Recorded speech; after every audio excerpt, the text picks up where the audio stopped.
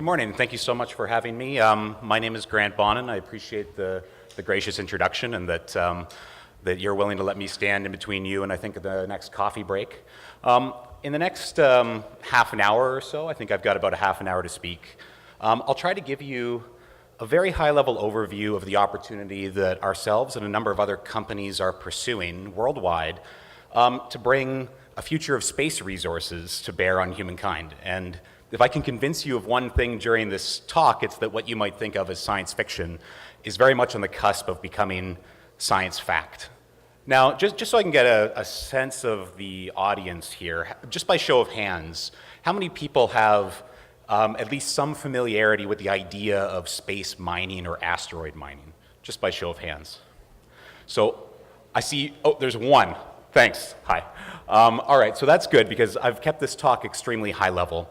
What I've really tried to put together here is not so much an overview of the technology or an overview of the processes that we want to bring to bear on, mining the sky, but I want to talk to you about why we're doing it in the first place. So hopefully, with 4 cups of coffee and 30 minutes, I can convince you that what we're doing is not entirely crazy, but it is out of this world.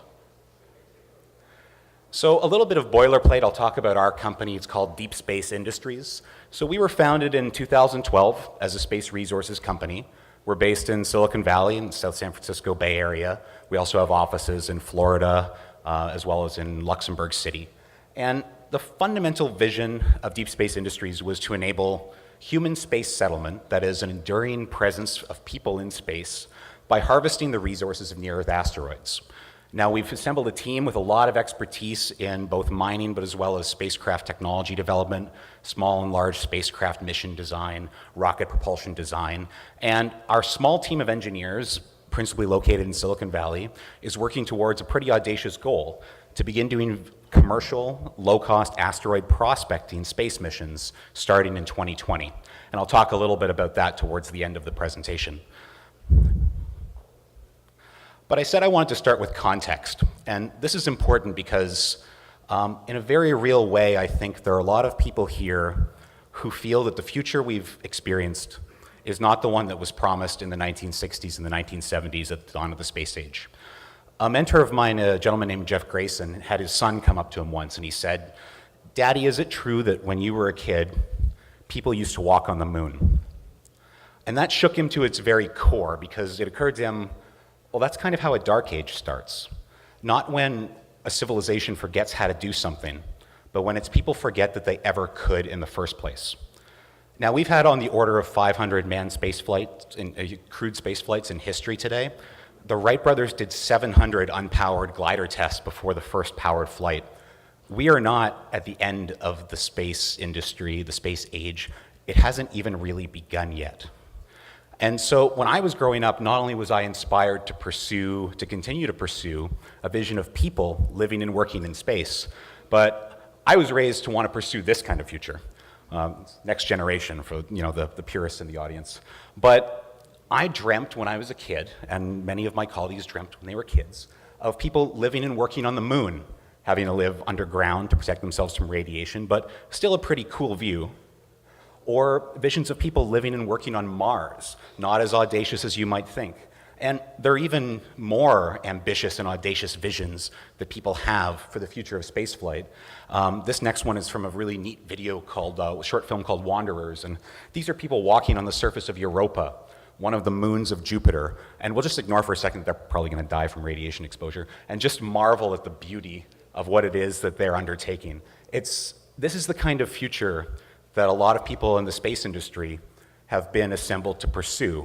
And when we talk about human space exploration, when we talk about expanding our economic sphere to encompass space resources, what we're really saying is that we want to settle space. We want to enable a future where our civilization can expand to other worlds, because fundamentally, as has been said many times before, Earth is just too small a basket for us to keep all of our eggs in.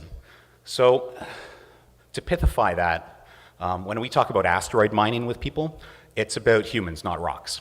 And it's fundamentally about enabling people to live off the land in space. So when we talk about human space settlement, that implies multiple generations, and that implies children.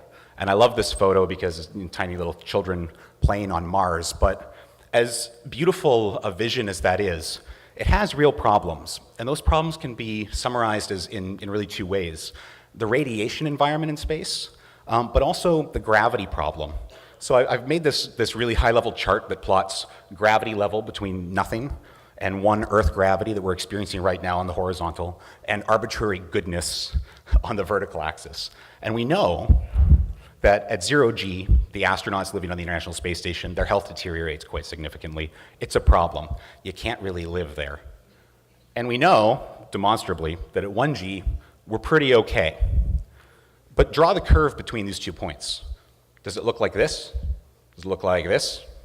Does it look like this? Does it look like this? We don't know. And this is a problem of mortal significance for the expansion of humankind into space, because if I stick some destinations here, where you've got the Moon, Mars, Venus for fun, and Earth to show you their relative gravity levels, if there is a threshold, a gravity threshold, below which we can't stay healthy, or maybe more fundamentally, below which we can't successfully bring children to term in space, that powerfully informs the destinations that we're going to go to say nothing of the fact that everything that we do today is informed by and rooted in experience in gravity in a relatively safe and hospitable environment. And that includes not just how we live and socialize, but includes the equipment that we bring to bear on industrially cultivating any particular area. So I think it's fair to say that if we're really going to expand into space, viable space habitats for people are going to have the most Earth-like environments, including but not limited to their gravity. So if that's not the Moon, and it's not Mars, well, what does that sort of thing look like? Well, we can rewind to the 1970s at Princeton University, where a gentleman named Gerard O'Neill started conceiving of what human space habitats might look like. And they kind of often converge on designs like this. This is a giant donut, giant torus that would rotate at a certain speed dictated by its radius to generate artificial gravity via centrifugal force. This is something that a lot of people have done experiments on. It's not speculative at all in the terms of the mechanics. And the inside of these worlds would be actually comparably Earth-like. You can get kind of a sense of what this might look like here. It might be a little bit disorienting to walk around in this sort of environment initially, but fundamentally you're talking about cities in space. And that's really the vision that a lot of people, ourselves included, want to pursue. And I love this photo because a lot of people ask, what's the economic proposition or the market for putting people in space? Well, what's the market for building a city? It is essentially to enable commerce. Goldman Sachs, Merrill Lynch, Bank of America, Morgan Stanley all predict that our total global space market today, which is currently $340 billion, is going to grow into the multi-trillion-dollar level over the next few decades if we're able to bring space resources to bear and industrialize space. It's an extremely exciting opportunity. But it prompts the question, if we want to build stuff in space, why don't we just launch it all? Why don't we prefab it on Earth, stick it in a rocket, and send it off into space? Well, that gets into the prohibitive cost of flying anything up above Earth and into low Earth orbit or even beyond. Right now, it costs between $30,000 to $40,000 per kilogram to launch anything into space. That is a prohibitively high cost to launch anything that we want, whether it's people, whether it's food, whether it's refined materials. And furthermore, a typical spacecraft costs about 3 times more to design and build than it costs to launch. So while a lot of progress is currently being made in reducing the cost of access to space, it's not enough to reduce the cost of access. You also have to reduce the amount of stuff that you have to launch in the first place. And this is a lesson that we should know historically. We need resources from space if we're going to expand into space. Human expansion has always required living off the land. We shouldn't expect it to be any different anywhere we go. And one can imagine how expensive and cumbersome Lewis and Clark's expedition might have been if they had to haul absolutely everything they needed with them. So it's really essential that we be able to cultivate resources in space if we want to expand into space. And that segues into talking about near-Earth asteroids. When I mention asteroids, a lot of people think about the asteroid belt that runs between Mars and Jupiter. That's very far away. What we're actually talking about is a population of what are called near-Earth asteroids, or Earth-crossing asteroids. These are small objects that range anywhere from hundreds of meters down to single meters in size that are in the vicinity of Earth orbiting the sun. Now, there are many thousands of these objects. In fact, more than 18,000 have been discovered to date, and the discovery rate is accelerating exponentially. And in these objects, there is every resource required to support the expansion and development of a continued human presence in space. Everything from organics, water that's bound in phyllosilicates and hydrated mineralogy, to construction materials, raw metals for construction materials, even to precious metals.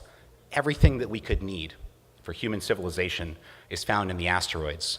And I don't think I have to convince this group necessarily, because many people here are already asteroid miners. They just don't necessarily know it.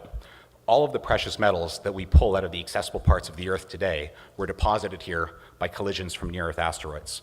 So the opportunity is very real, and even to the extent that 1 in 4 manufactured devices on Earth today still require platinum group metals, these are available in effectively limitless quantities in near-Earth asteroids. But that's not the first market. The first market is actually water. And why is that? Well, many people in aerospace regard water as the oil of the solar system. From water, you can create propulsion systems. Our company actually develops propulsion systems that run off of water. You can split that into hydrogen and oxygen and burn them together to produce very high efficiency rocket propulsion. Of course, breathable air can be synthesized, potable water, radiation shielding. Water is expected to be the very first product that we derive from both asteroid resources as well as lunar resources. But it goes on like that. We don't want to stop there. The grand vision that we have for space resources is an economic proposition where we launch very small, low-cost, smart machines to harvest big, dumb construction material from asteroids. So that looks like swarms of spacecraft that we send like honeybees to flowers to cultivate many times their own mass in raw asteroid material. Return that material in the aggregate to an advantageous spot in very high Earth orbit where we can extract their materials, where we can construct large reflectors, large structures, large solar power plants where we can beam power down to Earth, and eventually human habitats, and really limit the problem of what comes up out of the Earth to people and highly manufactured goods. And this is the kind of future that ourselves and several other companies in our space are working towards. So how are we doing that? So this is a very high-level overview of the kind of general roadmap that our company is working towards. And if I work backwards from the right, which is the future that we really care about, again, as I mentioned in the previous slide, we want to have large amounts of material aggregated from asteroids in what's called cislunar space, or near the Earth-Moon space, so that we can extract water to move satellites around for profit, so that we can build large reflectors for communication satellites, so that we can even contemplate building solar power farms to access the sun 24 hours a day and beam that power down as clean energy to Earth, and of course eventually habitats, which I very much care about, and are ostensibly required to enable all of this.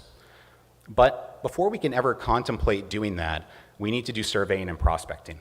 Of all of the asteroids that we've ever discovered, they're all special snowflakes. They're all a little bit different. We know a lot about the bulk elemental composition of asteroids, but we know very little about the geotechnical or geophysical behavior of asteroids. We know very little about the materials behavior. And to the extent that the entire history of planetary science is replete with examples of very confident assertions that are knocked down when you have ground truth data, so it will be in space. And space is, of course, very high risk and very unforgiving. So we absolutely have to prospect and sample these asteroids and return those samples. And by the way, sample return all by itself is an extremely lucrative market. Pristine asteroid samples today, in a market that exists today, will sell between $10 and $20 million per kilogram. This is ostensibly the rarest stuff that you can find on Earth. And that's very important to our overall business model as we bootstrap.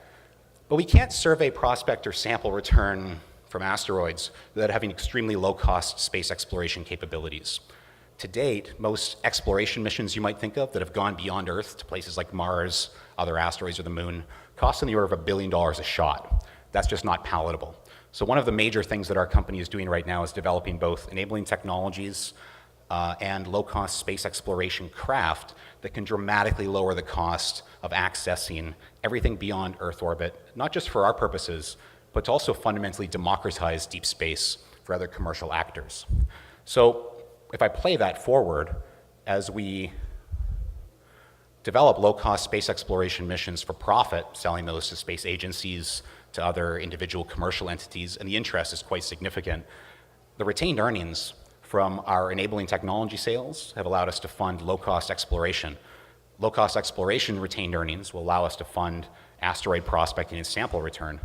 The sale of samples allows us to scale, and we envision scaling from very small spacecraft to kind of address the problem of asteroid material return in swarms of spacecraft, and it goes on. It gives you kind of a snapshot of how we think about this problem. The next step, the thing that 90% of our engineers are working on, is a spacecraft design that we call Deep Space Explorer. And as I mentioned before, this is a spacecraft design that is designed to lower the cost of doing space exploration missions by about 50 times over what's been previously contemplated by any space agency or commercial entity. The fundamental enablers in terms of technology for this, I'd love to, I can talk anybody's ear off about, but fundamentally what we do as a company is we develop very low cost and safe propulsion systems. I talked about making propulsion systems, rockets that run on water. That's what we do and that's what we sell. And you can imagine that people who want to launch propulsion systems aren't scared of spilling water as opposed to some of the more toxic legacy propellants that people use in space. Anyway, launch safe, clean propulsion allows us to hitchhike into space as commercial ride shares as secondary payloads on existing rockets. We don't have to buy our own rockets to get into space. And that fundamentally is what takes the cost down. But the capabilities that we're developing for deep space, we can also bring to bear in more conventional terrestrial, or more conventional space applications anyway. But fundamentally, what we're working towards here, and we've developed a lot of these technologies in-house, and I won't too much of a, well, I'd love to talk about all of this, but I won't. Fundamentally, what we're trying to build is the space version of this. Something extremely small, extremely rugged, extremely simple, extremely reusable, that can carry many multiples of its own weight of material back from asteroids. And I guess it prompts the question about how crazy we sound. So I've covered a lot of ground in the last 15 minutes or so, and you might think that this is entirely science fiction. And maybe you're right, but here's to the crazy ones. If you look around the world today, wealth concentration has allowed a lot of high net worth individuals, as well as institutional venture capital, and sovereign wealth funds, in fact, to bring their resources to bear on trying to open space to humankind. Luxembourg, who funds us, among other companies, recently announced a more than 200 million euro sovereign wealth fund to be dedicated to securing equity positions in space resources companies. Sir Richard Branson of Virgin Empire fame has been funding the development of a space tourism vehicle pictured here called Spaceship Two, which recently did another test flight, I think a few weeks ago, and is very close to enabling humans going into space on suborbital trips. The richest man in the world, Jeff Bezos, has publicly said he's cashing out $1 billion a year of his Amazon stock and putting it into his space company called Blue Origin. They recently did another successful reusable rocket launch, I think last Sunday. They are very quietly, very slowly, but very deliberately moving towards his stated goal of having millions of people living and working in space. And of course, I think a lot of people are familiar with Elon Musk, who recently launched his giant rocket called Falcon Heavy. This is not photoshopped. This is a real photo of his two boosters landing side by side on the Space Coast. This is really cool. I watched that video and it sent a shiver up my spine. But I think even more fun, especially when I talk about gas stations in space, is what he launched with that rocket. This is also not photoshopped. This is a Tesla Roadster with a dummy in it called Starman. Blue Origin's guy's named Mannequin Skywalker. It's a little bit better in my opinion. But this is a real photo of a car floating in space launched by SpaceX. And you know, people have given him a little bit of flack about doing this sort of thing. They asked, why would you do that? And I love the quotation that I have up here that it's about pursuing something that inspires us. Life has to be more than just solving the mundane problems. We are trying to do something that is fundamentally important for civilization, and that's expanding it, preventing us from having all of our eggs in one basket. So I've talked pretty quickly, and so hopefully I'll get you to your coffee break. I'll leave you with the following things that we really believe and that we're pursuing. Most principally that we're not at the beginning, we're not at the end of history, that we're only just really at the beginning. We see a future where near-Earth asteroids, in particular, but space resources in general, offer us effectively limitless resources to propel our species into space. And perhaps most boldly, but it's what a lot of entrepreneurs are working towards now, this is not a task for some future generation. This is a thing that the current working generation of aerospace engineers is trying to achieve now. So we think the future is an optimistic one. I really appreciate your time. Hope I didn't go too fast. And if we have time for questions, I'd be more than happy to take them. And if not, I will thank you again for your time and release you to have coffee.